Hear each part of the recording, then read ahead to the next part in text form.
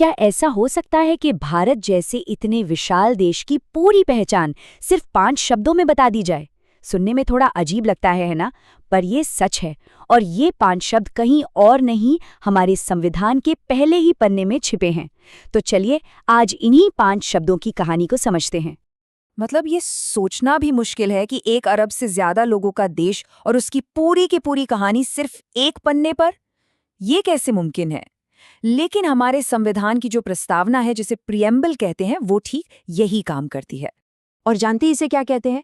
इसे संविधान का आईना कहा जाता है। और ये बिल्कुल सटीक बात है। सोचिए, जैसे आईना हमें हमारा चेहरा दिखाता है, ठीक वैसे ही ये प्रस्तावना पूरे देश का अक्स, उसकी आत्मा को दिखाती है। तो कह सकते हैं कि ये प्रियम्बल जो है वो देश का एक तरह का आइडेंटिटी कार्ड है।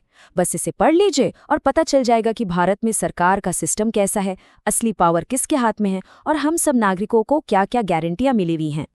और इस आइडेंटिटी कार्ड की, इस पूरी पहचान की नींव सिर्फ 5 शब्दों पर टिकी है। लेकिन ये कोई मामूली शब्द नहीं है, ये बहुत पावरफुल शब्द हैं। यही वो 5 सिद्धांत हैं जो हमारे देश की बुनियाद हैं। तो ये शब्द हैं संप्रभु, समाजवादी, धर्मनिरपेक्ष, लोकतांत्रिक और गणराज्य। ये बस शब्द नहीं है, ये भारत के 5 मजबूत स्तंभ हैं।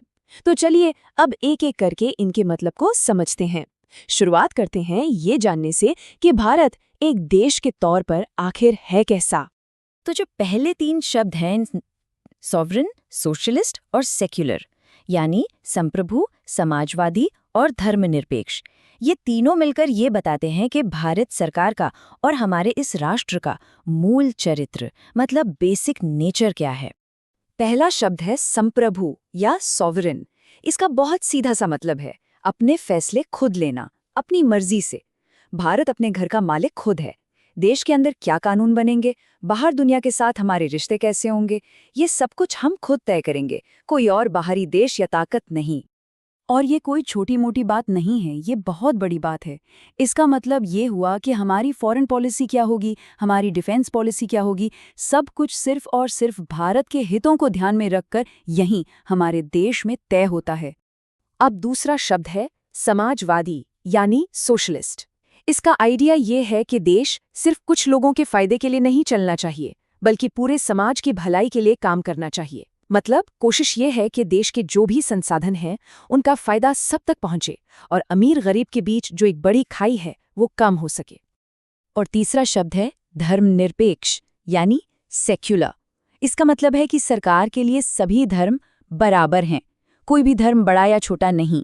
स्टेट का यानी सरकार का अपना कोई ऑफिशियल धर्म नहीं होगा और हर नागरिक को अपना धर्म मानने की, उसे फॉलो करने की, उसका प्रचार करने की पूरी पूरी आज़ादी होगी।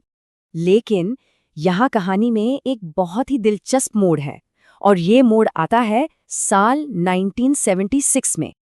आपको जानकर शायद हैरानी हो कि ये जो 2 शब्द हमने अभी समझे, समाजवादी और धर्मनिरपेक्ष, ये असल में जब संविधान बना था तो प्रियम्बल में थे ही नहीं।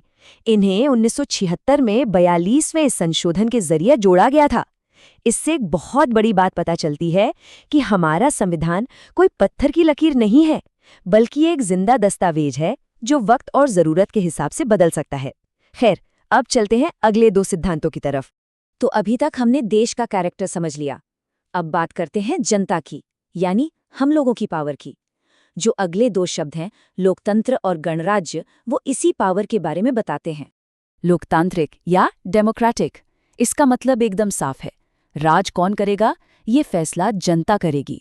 असली पावर लोगों के हाथ में है। और इस पावर का इस्तेमाल कैसे होता है? अपने वोट से। सरकार का काम पसंद आया तो ठीक, दोबारा चुन लेंगे, नहीं आया तो वोट से ही बाहर का रास्ता भी दिखा देंगे। अच्छा, यहाँ एक कंफ्यूजन हो सकता है। लोकतंत्र और गणराज्य, ये दोनों शब्द अक्सर एक साथ यूज होते हैं, पर इनमें एक छोटा लेकिन बहुत जरूरी फर्क है। देखिए, लोकतंत्र का मेन फोकस होता है वोट की पावर पर, कि सरकार कौन चुनेगा, जनता। वहीं गणराज्य का फोकस होता है देश के मुखिया पर, यानी हेड ऑफ स्टेट पे। तो गणराज्य या रिपब्लिक का मतलब ये है कि देश का जो सबसे बड़ा पद है, यानी राष्ट्रपति का पद, वो खानदानी नहीं होगा। ऐसा नहीं होगा कि कोई राजा या रानी है और फिर उसका बेटा या बेटी ही अगला शासक बनेगा। नहीं, देश का मुखिया भी चुना जाएगा, और वो भी एक फिक्स टाइम के लिए। ये चीज पक्का करती है कि सबसे ऊपर कौन है? सिर्फ और सिर्फ जनता।